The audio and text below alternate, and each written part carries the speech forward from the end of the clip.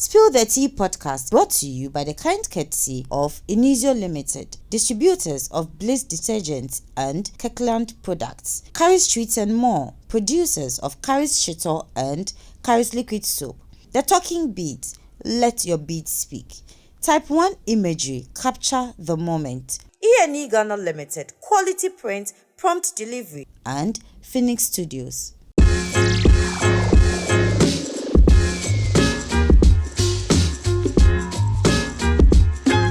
Hello everyone, welcome to the second season of Spill the Tea.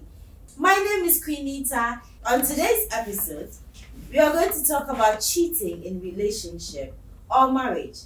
And I'm being joined on today's episode with two lovely men who are here with me to join in the conversation and the discussion concerning cheating in relationship or marriage. And so with me here are Kofi Wedeman. Amanza Kofi. Kofi and Kofi. Wow, Kofi. Kofi Square. Kofi Square. Sandwich. Okay, so Kofi and Kofi are joining me to discuss and have a conversation. Is cheating enough to leave a relationship? And so, which of the Kofis? Is cheating enough to leave a relationship? After you, my brother. Thank you very much. My senior most. For me, I've always had a different perception about cheating. Because let me say, if you are seeing someone, you have a girlfriend from the relationship level, you have a girlfriend. Your father is not aware, your mother is not aware, your opinion is not aware. Nobody knows you are being slept with, or he's sleeping with you back to back. Nobody is aware. So at that point, there is nothing like cheating for me, because you can't demand loyalty from that person. Okay, if per your understanding or definition of cheating as you've given right now, so is it to say that should a table turn and whoever your partner is seeing somebody else? Yes, it's both ways. Wouldn't like you are saying that you wouldn't feel any sense of betrayal if you find out that 100%. your partner is seeing somebody else? But who are you going to complain with? Are you going to tell your girlfriend that her mother is not aware you are sleeping with her, her father is not aware, his opinion is not aware? Who are you going to complain with that she's cheating on you? Wow. Yes, you just be in your corner and cry. Because who are you going to cry to?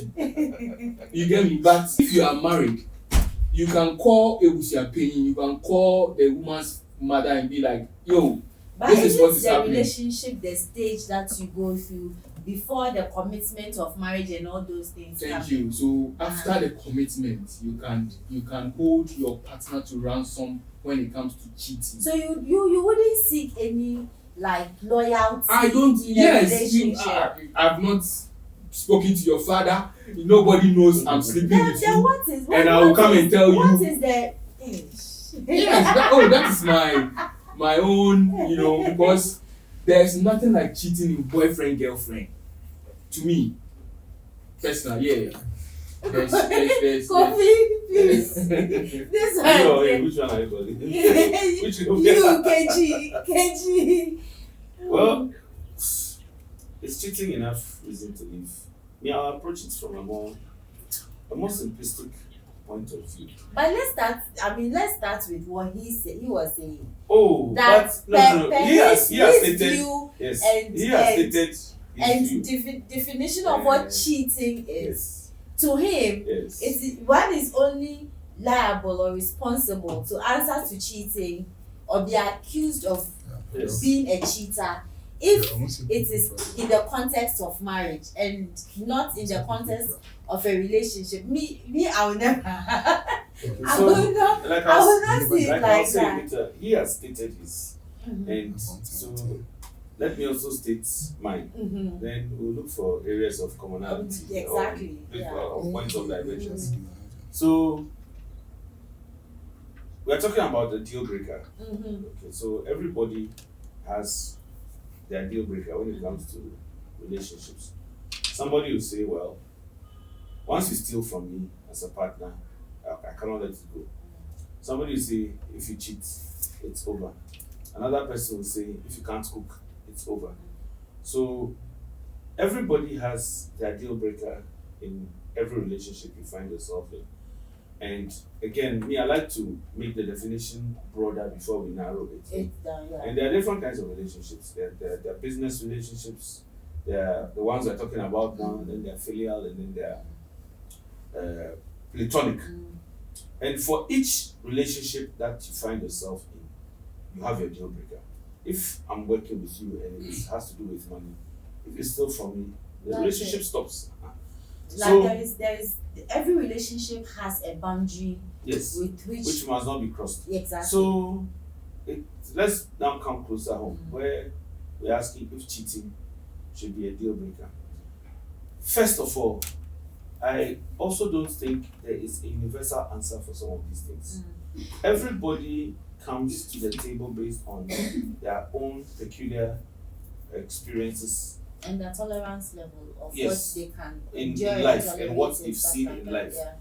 Now, I always say it whenever I get the opportunity. I grew up in northern Nigeria, which is a predominantly Islamic enclave.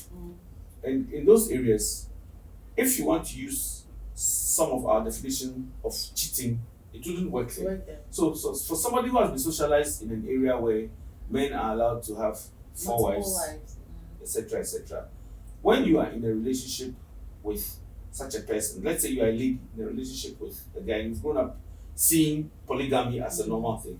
When you are in a relationship with a guy and you are there and you realize he has another girlfriend, it will not be as traumatic to you as if you're also brought up in a strictly monogamous enclave where it must be 1:1. And immediately you see anything that seeks to divert from that, you are angry. So your socialization and your tolerance levels and your do's and don'ts are what will actually define what would constitute your living in any kind of relationship. That being said, I also say that, and this is where my personal conviction comes in, that you can't be what you are in marriage if you are not that before marriage. Exactly. And again, I'll use two extreme. If you are a thief before you get married, there's nothing like marriage is not a magic wand that changes who you are. That immediately you become then this one crank stops. No, it doesn't work that way. In the same way, if you are born with a monogamous mindset, if you are going out with somebody, whether it is open or secret, you have tuned your mind that that's a person you are not. So for such a person, cheating will be a deal breaker. If you cheat, it ends. Because I cannot process the thought of you being with another person and still be with you. So it ends. But then again, there are those other people who it's part of their makeup, it's part of their society. They have been conditioned to understand and believe that as for quote unquote men, they're allowed to have multiple, women are not.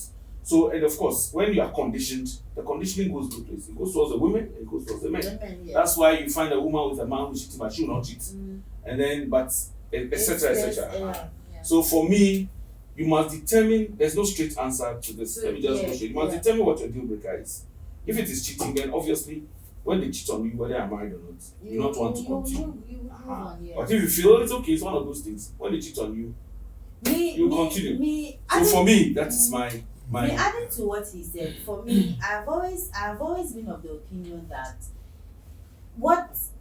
marriage is just an extension of the relationship. Yes.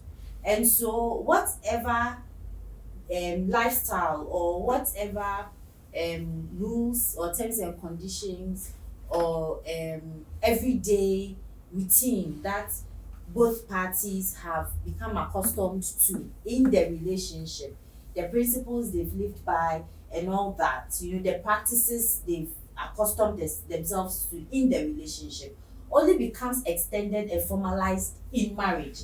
So if you're in a relationship and from you're saying that you do not see anything wrong with your partner, you don't even consider it cheating because there hasn't been any formal introduction or formal ceremony that has been held to formalize the relationship. Yes, to formalize the relationship, which now is marriage. Okay, for me, I would say that if you give that room, that because there is no formality in the relationship, and so the person can see other people and be equally committed and intimate with them as to you, I can confidently tell you that that extension would be in the marriage, because once that boundary has not been established, then in the marriage the person will not see anything wrong with doing it. And now if you begin to find something wrong with it, then it becomes a problem, and so your partner will not even understand why it is not a problem for you in marriage. Do you know why it will be very easy for my partner to understand that? Is it because you are guilty of sin? Let him answer. No, it's Why not. are you preempting him? No, it's not. No, it's not. No, it's not. I've answered that. It's not. Alright. But I'm saying that I called your family. Your family, we had meetings upon meetings, conversations upon conversations. We got to an agreement, we had a date, we sat down, and something happened. So that alone is enough reason for you to understand that moving forward, this is my man. Before that, your father, your mother, I can't call them for anything. They are not even aware I am sleeping with you. So what if somebody else sleeps with you? What happens? Who am I going to cry to? What case do I have? That is my whole point. Because when it comes to cheating, you can't hold anybody's daughter to ransom if the father, the mother, they was your penny, don't know you. But let's put it also in the context that both of you are in a relationship. Okay, let me come in. Which religion in Ghana now? Families of the two parties are aware of the existence of the relationship, though it has not been formalized. Then it's formal. For them to be aware, it's formal. You can't tell me they are aware and it's not formal. I can tell you for a fact that I've been in relationships where I am familiar with the man's family, in the what sense is your that definition for familiar? yes, that's what I'm coming to. In the sense that the man has formally introduced me to the mother As what? as his girlfriend. Okay. The woman that he possibly has the intention of settling down. Or the woman that did he make with. any intentions after that introduction? Things happen. Did he No, make I'm any? saying that. I want to understand where it got to. So Yes, that but I get you. I get where I'm coming from. But I'm saying that you mentioned of the fact that the family is not aware. Do you get me? And I'm saying that. Okay. What I mean by the family is not aware. Being aware, we have 3 steps Of awareness. My brother. Yes, sir. The first step of all is when the board members get to Let me tell you the steps. Why are you taking the words out of his mouth? He is doing the steps and you want to tell me the steps. The first step is knocking. I don't know if you got to that stage. The knocking stage. Yeah, the knocking stage. Whatever introduction you do, and you've not crossed the knocking stage, it's not a voice. It's nothing. It's mere nothing. Somebody else can come and do that knocking and take that woman or take that man. Yes. Simple as Well, that. I get where you are coming from. Yes. So from the knocking stage, you get to the customary marriage, the engagement level. Then you can proceed to court marriage. Even though, let me even add here that in our context, the customary marriage alone is marriage. It's marriage. Yes. It's marriage. It's only a Western So thing that has made it become like an engagement. So that's an aside. It's marriage. Yes, it's marriage. It's legally. Yes. That's all. Perfect.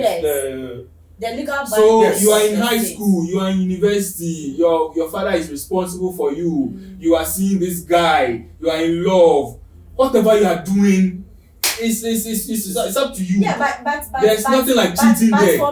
But for me, when it comes to young adults involved in relationship, like you mentioned your university, blah blah blah. For Christ's sake, your parents sent you to school to go and learn. What business do you have being in a relationship? Okay, there I'll disagree with you.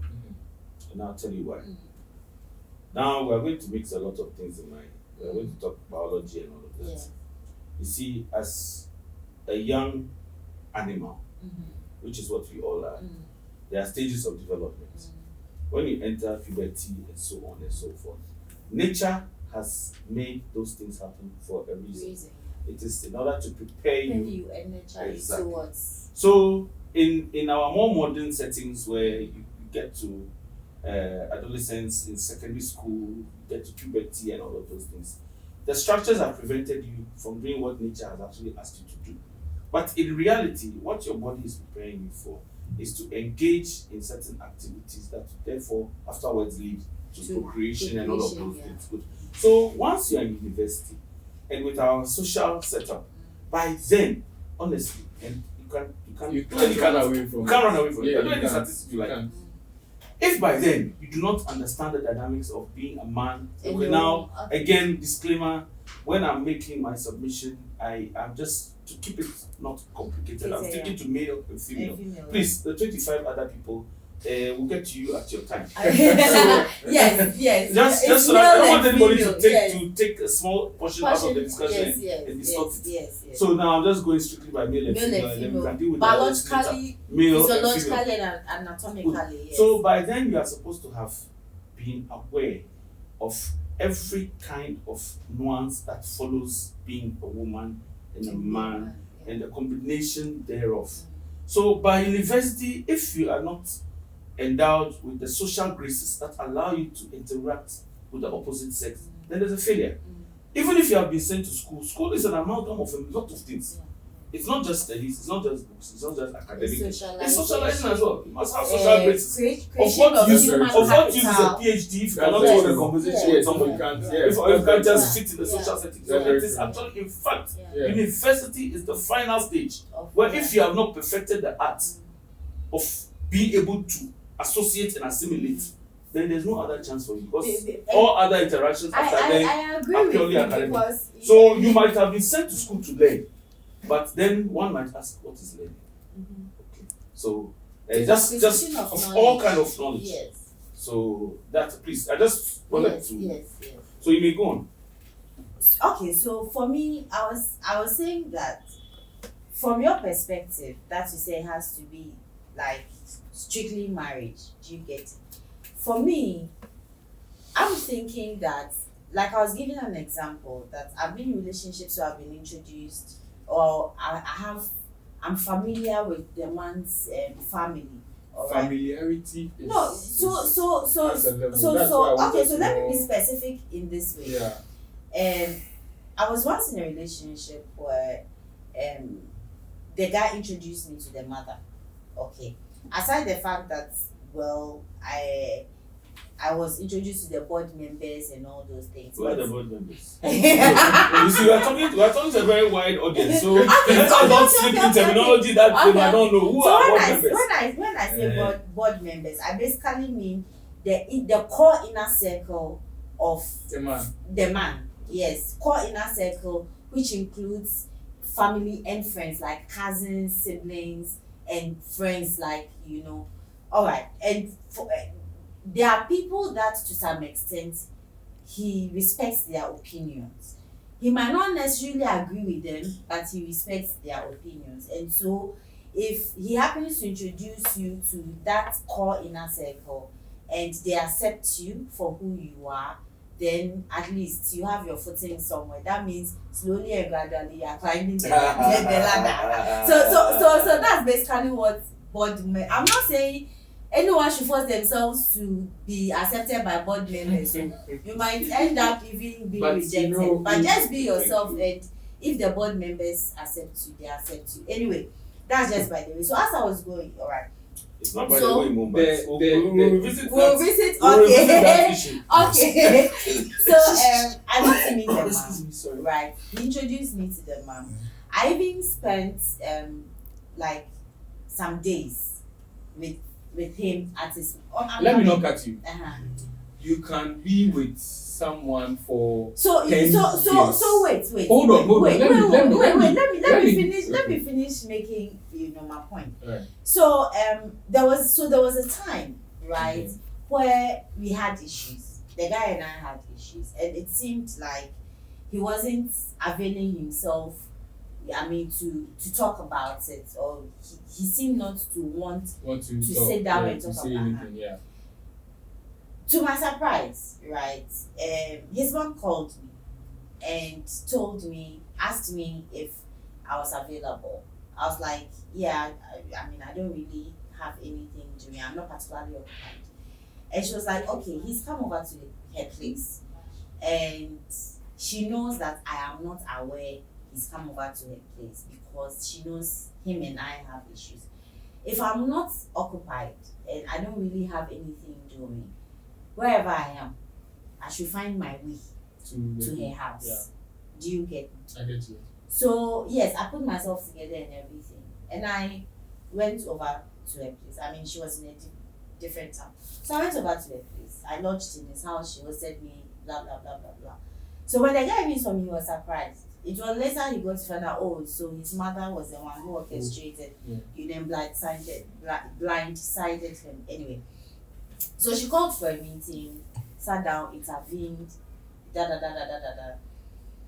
and it would surprise you that she was more on my side than that of her son. You get it?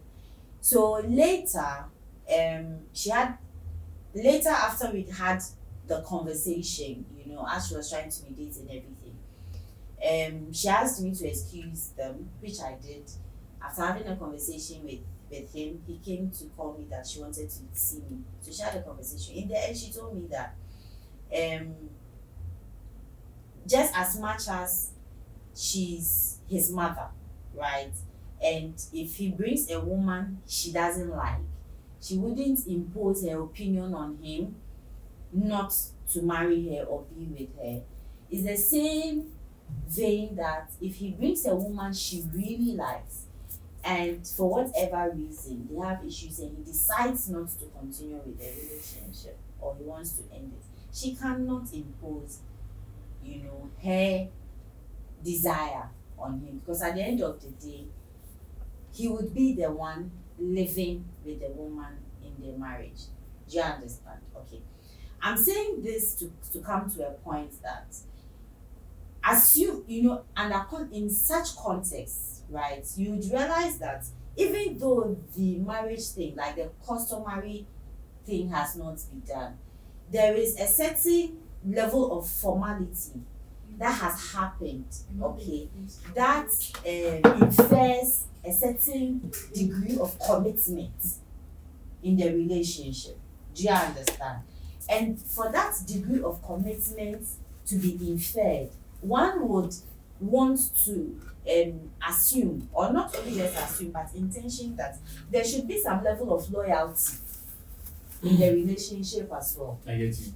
Uh-huh. So the level of loyalty, that is solely up to you and the guy.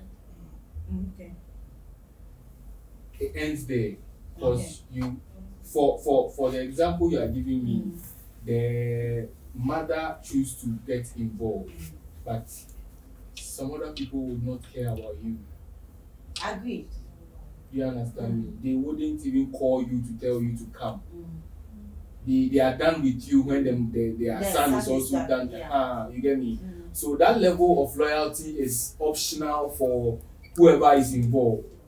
But compare it to when the man has been to the house, has done what he has to do, and now things are not going on well. That leaves the family no option than to sit down and address the issue. Okay, so going forward, how does cheating affect the? I mean, we don't have much time left, and we've actually discussed more about defining the context of what cheating is and entails in a relationship. At this point, I want us to go to the crux of the topic as to how does it affect a relationship. Let's address what you also said, because sometimes you see when you personalize the experience, you tend to magnify aspects that are really not important. Yes. Because it's happening to you, you think it's the end all and be all. But the fact of the matter is, every relationship, like Kofi has said, has stages. There's the knowing me, knowing you stage. Then there's this official endorsement of your being in it. Then the official endorsements are in 2 or 3 steps, depending on where you find yourself on the globe. You have the knocking, you have the traditional marriage, you can end there, or you can go on ahead to cement it with a court wedding, which then has a registrar sign, it has a whole lot of other legal implications. So, what you must understand is where you are in the stage of the relationship. The knowing you, knowing me can take all kind of forms. It can take 10 years. Boss, I've seen instances where people have been together, have children, and but when the lady passed, the family said they don't know the man. Okay, well, they don't know you. Who are you? In my but you have 2 children with the woman. Who are you? Tradition, that is what it is. I mean, if you have, they don't know you. Yeah. But they knew you. They saw you coming. But they saw you going up and down. But as long as you've not performed traditionally, or you've not performed the marital rights, let me put it that way. As long as you've not performed the marital rights, technically you are not. You are not know you. So that is the whole point. That's what I'm trying to say. So you must yourself know where you are. You must know where you are. If you've done all of the up and downs and you are interacting and talking and friends and it's friends. Because until you are chosen, until then, still in the mix.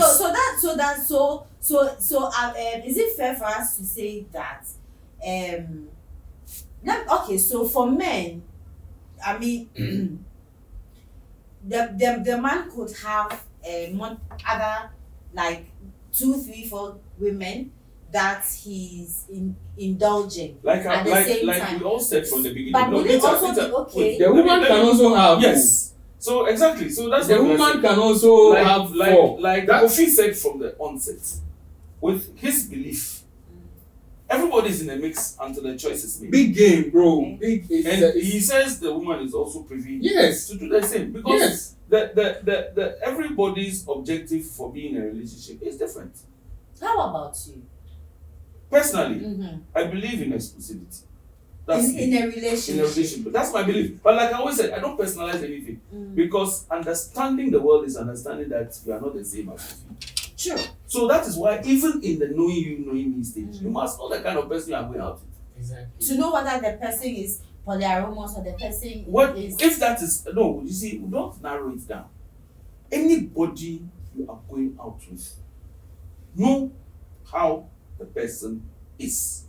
And ensure that the person's insights of life align with yours.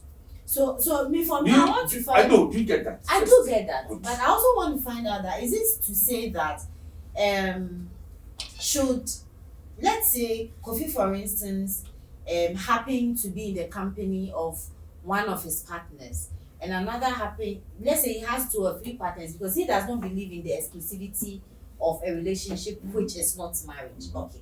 So should it be, I'm just assuming, I didn't say you did. Sure. So assuming that he's in the he's indulging, okay, or in the company of one, right?